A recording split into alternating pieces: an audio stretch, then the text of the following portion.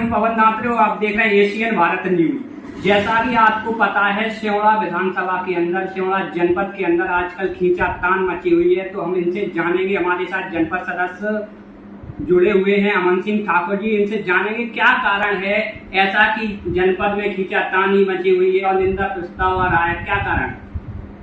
देखिए, कल 15 सितंबर को सामान्य सभा की बैठक थी, मुझे जानकारी थी। कल 15 सितंबर को जनपद की सामान्य सभा की बैठक थी, मुझे जानकारी थी, लेकिन किसी कारणवश मैं नहीं जा पाया, मेरे व्यक्तिगत कार्यक्रम थे। लेकिन जैसा कि मुझे समाचार से पता चला, समाचार पत्रों के माध्यम से, आपके मीडिया के माध्यम से पता चला कि जनपद सदस्यों ने वहां पे निंदा प्रस्ताव और मीटिंग का बहिष्कार किया। तो मैं ये पूछना चाहता हूं कि भारतीय जनता पार्टी की सरकार है, भारतीय जनता पार्टी के अध्यक्ष हैं, और मैं समझता हूं कि जिस समय ये चुनाव हो रहा था, जनपद सदस्य जो चुनाव जीतकर आए, उस समय 24 जनपद सदस्य भारतीय जनता पार्टी के साथ थे। एकमात्र मैं जनपद सदस्य था जो मैं कांग्रेस के साथ था। तो पूर्ण बहुमत से निर्विरोध जनपद अध्यक्ष उपाध्यक्ष निर्वाचित हुए। उसके बाद तमाम भाजपा की सरकार है, मंत्री भाजपा के हैं, और हमारे प्रदेश में भी गृह मंत्री दतिया शहर से आते हैं, और यहाँ पे जो सिवड़ा में भी सक्रिय क्षेत्र में राजनीतिक विभाग मिले हुए मंत्री। तो मैं ये जानना चाहता हूं कि आखिर ये अधिकारी मनमानी कर रहे हैं तो क्यों कर रहे हैं? मुझे जानकारी में आया कि पिछले मीटिंगों से ये बात सच है कि कई अधिकारी नहीं आते थे। तो उन अधिकारियों पे जब से कोई कार्रवाई क्यों नहीं हुई अभी तक? जब से आपने अभी तक उन पर कोई कदम क्यों नहीं उठाए? ये सरासर भारतीय जनता पार्टी की 50% वाली कमीशन की सरकार है। जो अधिकारी जनता का खून चूस कर कमीशन लाते, उसका हिस्सा बांट होता है।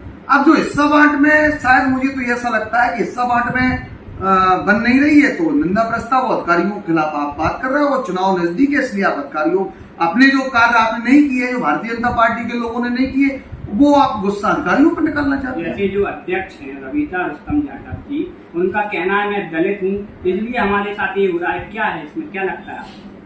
देखिए, वो भारतीय जनता पार्टी से बिलोंग करती हैं, और वो अभी हमारे प्रदेश के मुख्यमंत्री शिवराज सिंह चौहान जी यहाँ पर सिवड़ा में आए थे, उस मंच पर थी। तो अब अपमान है या सम्मान है, ये तो देखना उनको चाहिए। और मैं तो सीधी बात कहना चाहता हूं कि दलित विरोधी हमेशा रही है।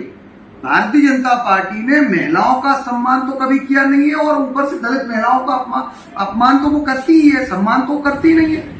ये बात सच है कि उन्हें देर सवेर ये बात समझ में आ रही है कि भारतीय जनता पार्टी में रहते हुए उनका अपमान हो रहा है, अधिकारी उनकी सुन नहीं रहे हैं, और कोई नेतृत्व ये इस बात की नहीं ले रहा है जानकारी। तो मैं कहना चाहता हूं कि रविता जी बिल्कुल सच कह रही है, मैं उनकी बात से सहमत हूं। भारतीय जनता पार्टी में अपमान तो होता है, और वो दलित महिला हैं, और उनका अपमान अगर अधिकारी कर रहे हैं, तो वो अगर वो सरकार में है, प्रभारी मंत्री जी हैं, कलेक्टर से इसकी शिकायत करें, और जो अधिकारी उनकी नहीं सुन रहे हैं, उन पर कार्रवाई हो। जैसे कि आपसे हम ये जानना चाहेंगे, आप जनपद सदस्य हैं, तो किस वार्ड से जनपद सदस्य हैं? देखिए, मेरी माताजी जनपद सदस्य हैं, मैं उनका प्रतिनिधि हूँ। मैं जुझारपुर वार्ड क्रमांक 22 से, और मैं जाता हूँ प्रतिनिधित्व के तौर पर। मैं देखता हूँ माताजी का सारा कार्य मैं ही देखता हूँ, और मैं देखता हूँ कि भ्रष्टाचार जनपद में पिछले 1-1.5 साल से मैंने देखा है, भ्रष्टाचार की मात्रा बहुत बढ़ी हुई है। गरीबों को बेवजह परेशान किया जाता है, 100, 200, 500 रुपए लेकर ही उनके कार्य किए जाते हैं। कोई भी अपनी अगर पर्ची बनवाने भी आ जाता है, किसी भी प्रकार की छोटे से छोटे कार्य के लिए भी आता है, तो 100-200 रुपए उसको देने पड़ते। मैंने तो शुरू से ही कहा था। अब जो भारतीय जनता पार्टी के माननीय उपाध्यक्ष जी ने कहा कि हम सभी सदस्यों के साथ मिलकर तालाबंदी करेंगे, मैं तो कब से चिल्लाता चला आ रहा हूँ। मैंने तो आपके ही माध्यम से भ्रष्टाचार जो कन्यादान योजना में हुआ था, उसके माध्यम से आवाज उठाई थी, जब हमारे साथ आपको खड़ा होना चाहिए था।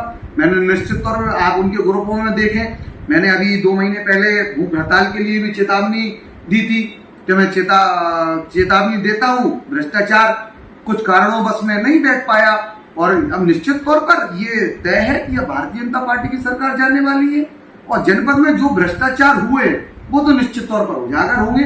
जनता को उनका लाभ होगा। जनता के जो पैसा उन्होंने खाया, उसको तो आपको उसको देना पड़ेगा। तो जैसा कि आप लोगों ने देखा, हमारे साथ जनपद सदस्य अमन ठाकुर जी थे।